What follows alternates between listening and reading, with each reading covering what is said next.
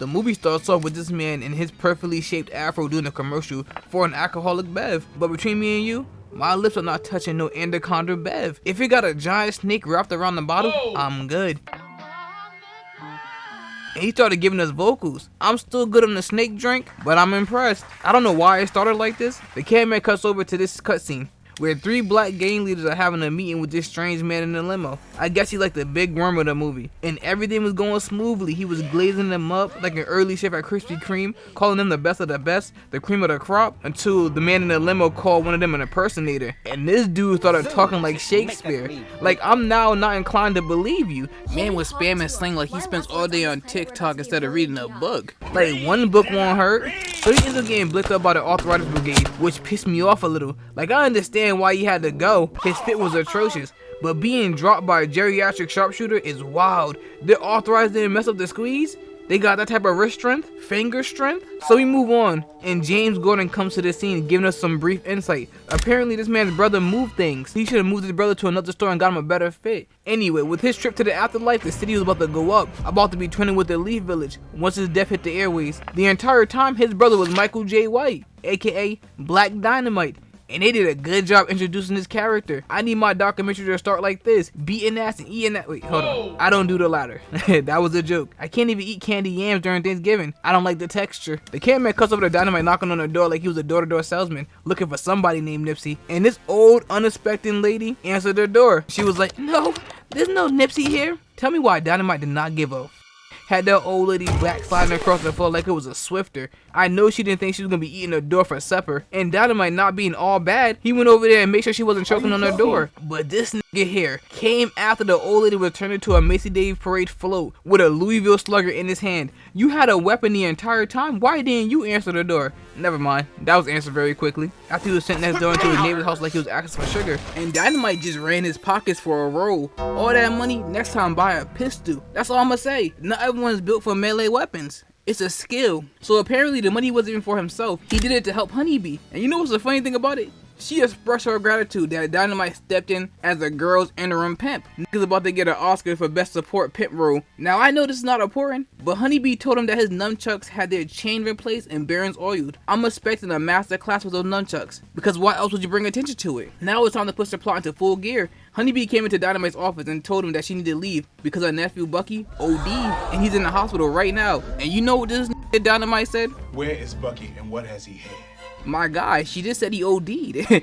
She needed to head to the hospital. Context clues. The hospital. So before she left, she explained to him about some new drug that's wiping people out faster than when the fire initiator attacked. But I'm truly confused, because after he gave a brief speech like he was addressing the union, we cut to him beating up people who looked like they didn't even know why they were there and didn't want to be there for real. Because it was just a friendly spar, why whip out a move like this and this? Did he just off someone? Man was over here running a triathlon of combat. Because after beating up some random NPCs he found off the street, they probably thought they was there for a temp job to answer phones or something, because nobody there knew how to squabble for real. He ran over there to break a perfectly stacked pile of bricks, but before he got a chance to smash him, a phone call interrupted, finally alerting him to the fact that his brother was wiped off the map like the Gulf of Mexico. But I have to say this, if my aunt blamed me for my brother's death and I was nowhere near the nigga, she catching one of those spin kicks. Respectfully, of course. You gotta do it with respect. At the funeral, one of Dynamite's mans gave him a bullet from the crime scene that the police missed, which led to this scene. See, you haven't lost your touch, BD. Whoa! But giving someone a nickname BD is crazy, even if it's their initials. This movie had me dying, man. I'm not gonna lie. It shouldn't be this funny, but when he was talking about that little kid, it caught me off guard. What was sound like?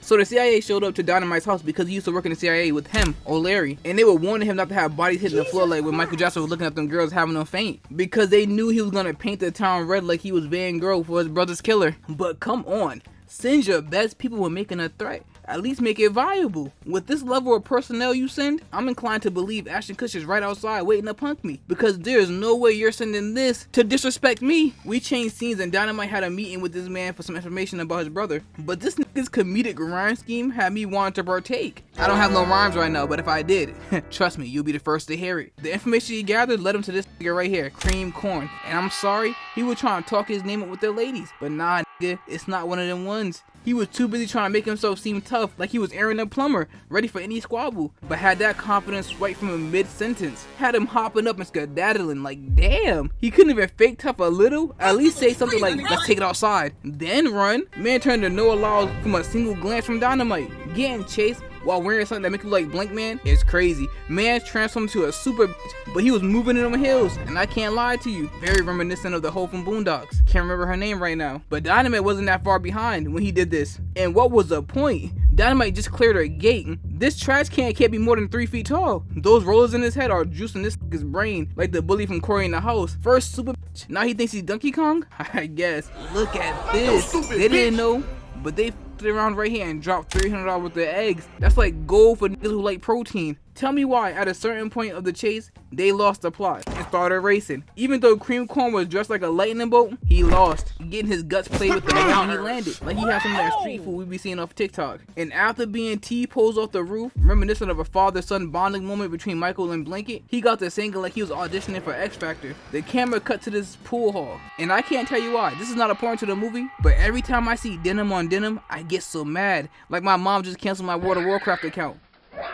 I can't help it. I'm like dinner intolerant or something. So Dynamite confronts this nigga and he was like, I didn't kill your brother, but I wish I did. Dynamite, me personally, he talking too reckless. You're gonna have to move his guts around a little. And what is it with leaders and bullies looking around the room after they say something looking for confirmation, like they're spitting? Believe in yourself. The more this man was talking, the more he started sounding like Tobias. Like damn, aren't you black as well? Call this man a super nigga. And that's what me and Dynamite are the same. I too believe I am a super nigga. So Dynamite knew he needed to exchange hands like Valentine cards with these niggas so they could understand his feelings. So he turned in the NPC's mistake that he was leaving and started talking mash. Too bad for them, he was just closing up shop early. Wouldn't want any interruption for the ass up he was about to open on them. Off rip, 3 were sent flying from the building like their name was Jazz. And that was before any road hands could be thrown. Starting off, Dynamite's auto aim messed up. And he assaulted a defenseless light hanging just doing his job. Damn. Illuminating the area. The first NPC rushed in. I don't know what happened. Did he walk into the set of Nutcracker and had his thing moved around like a bag of walnuts at the grocery store? What? I don't know. But what I do know is, he was not afraid to moan in Dynamite's ear. Look how close he was. The second NPC came in. Never mind, he was gone.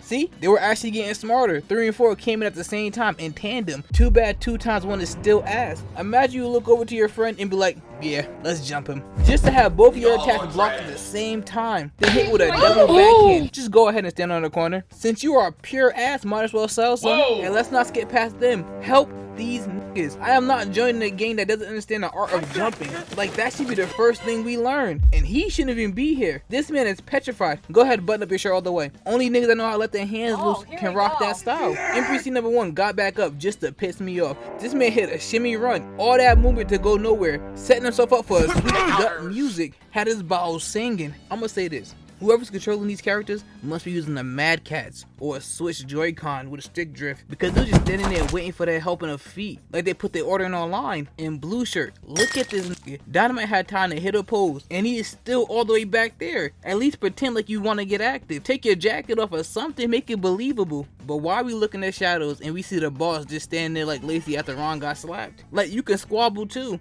There's no real requirements, just hop in. Like it's a game of hopscotch, double dutch, whatever game to your preference. The NPC started passing the weapons amongst the class like it's the SATs, and it still meant nothing because Dynamite finally pulled out those freshly oiled nunchucks and put them to work. For his first trick, he tossed them in the air. Hey, he might be cooking with something, and then punched him.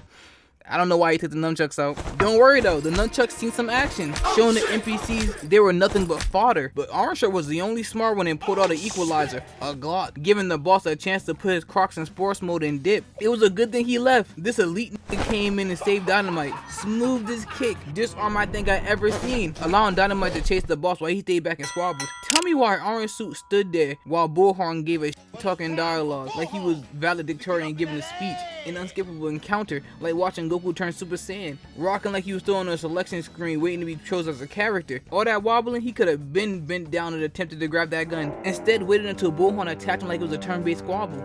This is not Leaf Green. Had his stomach played with before Bullhorn smacked the black off this man. Right here, folks, is what I like to call the Aunt Viv phenomenon. because just like Fresh Prince continuing the show like nothing happened, the Fade continued to be shot until Arnold was laid off by a big boot. The man didn't even land one hit, had the audacity to be last like he had hands. We move on to the nastiest car chase that I ever laid my eyes on. It was like Fast and Furious if it was made on Movie Star Planet. Dude just turned into Evil Knievel and swan dived off a cliff. He was doing better not facing the road because as soon as he turned around, man's name was added to the death note. That black son of a... Whoa! He killed my best dealer! And that's a crazy segue from a chase scene if you ask me. Black Dynamite went to meet Shahid to talk about the bullet case, and he found out the scene of his brother's murder, where he learned the bullet was government issue, leading back to O'Leary, who told Dynamite that his brother was an undercover CIA agent, and that is why he was killed. Some more was said about the case his brother was working, leading to Dynamite once again being reinstated as a CIA agent to finish his brother's case. The camera follows Dynamite to his brother's apartment, which was broken into, giving us this scene right here. What in the Shaquille O'Neal is this man aiming at? He is damn near standing face to face with Dynamite like he was taking his temperature, but was aiming like he caught a case of the Stevie Wonders. Losing a gunfight while you are holding an automatic to a man with a long ass revolver is sad. Even though that man was tossing all shots like Spice Adam, he landed a single shot, and that was enough to send Dynamite to the hospital, where he was getting special treatment from this nurse. I've been to a lot of hospitals, and I never got this level of treatment. The most I got was that's a nice hoodie. I know it's nice, that's why I bought it. While leaving the hospital, Dynamite sees a kid down for the count after taking some smack, and Dynamite saw this as an opportunity. He's a businessman at heart. This was his shot for a date with her, Gloria, earning himself a slight little side mission. Directly after accepting the side quest, he offered to give her a ride like he was an Uber. The person who stressed his brother out, he was too busy trying to lay something down himself. The cameraman cuts over to him arriving at the restaurant Gloria wanted to go to, and instantly he made some progress in his side quest when he turned this man wearing a donut costume into a jelly-filled one because he was about to kill Gloria. But I personally think Dynamite acted too fast. He needed one bullet at least for asking for some hot sauce for her donut. But pause, let's review the game tape. Where in the hell did he spawn his weapon from after he got done spinning and dropped like a quarter? Look, he had nothing in his hands when he went down. He put the cheat code in a little too late. After Dynamite helped pack the NPCs up, he dropped Gloria off with Honeybee for her safety and got the rhyming. I guess that was his game. And this girl came in and finished his line. Teed this man all the way up. Dynamite's gonna make everything all right. Euphoria, shut the fuck up. I know that was you. I ain't even gotta look. Dynamite pulls up to this collection of drug dealing addicts, the Custody League. Dynamite needed to make some progression in his side quest. Told them if they ever sold drugs to the community again, he was inclined to smoke them. But this man right here, Jack, said he wasn't a bitch and was gonna do what he wanted. Then Dynamite just leaves mad smoothly, giving us a montage of his war against the drug dealers. And boy was he going crazy, earning Dynamite a legendary item, a drug dealer's ledger, and a date with Gloria. After he cleaned up the streets, give him a round of applause. After enjoying his success, we cut over to Black Dynamite and his crew planning to steal a shipment of drugs using that legendary item, the ledger they got, which they did so very easily, almost effortlessly. Heading over to their shipment, which was nothing but malt liquor, the same liquor this man was singing about at the beginning of the movie. It finally makes sense. I was wondering why the movie started like that. It's important. So Dynamite and the gang heads over to their diner after they thought they failed because the shipment was nothing but alcohol instead of drugs, until they start doing this trivia, are you smarter than a 5th grader, back and forth, figuring out the entire conspiracy behind the drugs and the malt liquor. The plan was to use the beer to give black people a banquet brown and served sausage, and one of the crew fell victim to the tragedy. I don't know what's sadder, this or Romeo and Juliet. But don't kill me because my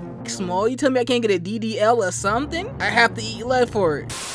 After heading back to the warehouse, they found out that O'Leary was a traitor. That was so shocking. Said no one. So after Dynamite helped him to the afterlife using his revolver as an Uber, we head over to Kung Fu Island for the final showdown. And this team gets taken down fast, like extremely fast. Damn, I don't even know what to say. It was so quick. I blinked, it was over. Even Dynamite had his gun stolen by a ninja star on a string.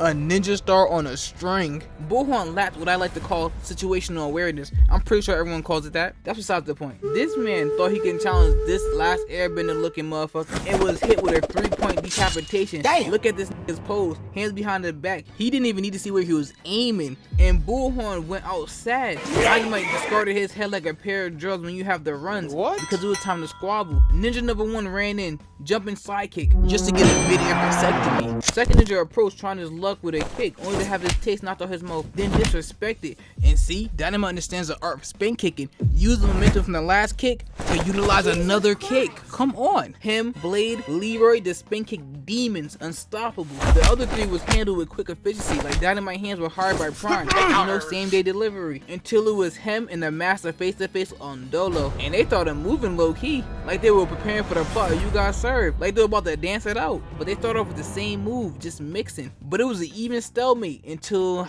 Dynamite caught Wu leg and punched that bitch. He was like, you ain't walking no more, nigga. The same thing Zest said to himself as he imagined he had the leg of an Alaskan king crab and butter on the side. Wu was not about to take that level of disrespect and tried his best just to get a palm on him, but Dynamite had him on lock. Man couldn't even touch the cloth of his shirt before having his arm bent, then had him cosplaying as a Tasmanian devil. Man was wobbling like he had one too many. Wu tried to quick fire Trouble in Paradise, but ended up eating the toes of Dynamite, dropped her to the floor. Nigga fainted for a couple of seconds like he caught the Holy Ghost. He tossed out the same weapon that turned Bullhorn into the Headless Horseman. He knew that it wouldn't work. That was a distraction. He wanted to go, and he did. Usain Bolt who? But Black Dynamite was feeling disrespectful. Took this man's eyes. He was Donzo just playing snatchies with people's eyeballs. Then took Wu's arm with his own weapon, and he mastered that bitch after touching it like he was Urza. Now this is where things get weird. After beating Wu with his own arm to get information about their plan and using it as a torch to set him ablaze, he meets the president. That's right, Nixon, to have a squabble. And seemingly Nixon was with the shits, hopping up in nunchucks. Is he just sitting in the Oval Office with nunchucks hoping to use them? I guess. Dynamite gets his oiled. Speaking of Dynamites, he pulled his art as well, only to be hit with a stiff ass spin kick over the couch. Had him peeking his head up like a groundhog. But hey, at least he got his look back. Had Nixon off the scale and light attacks, like something's gonna land. Until then nunchucks fused like they was wearing Pretora earrings, allowing Dynamite to use those muscles to force a scene change. And the setting was a room of ass beating, because once they got in that room, Dynamite was dogging Nixon out. Until Patricia, take your filthy black Whoa, whoa, whoa, whoa, whoa, whoa.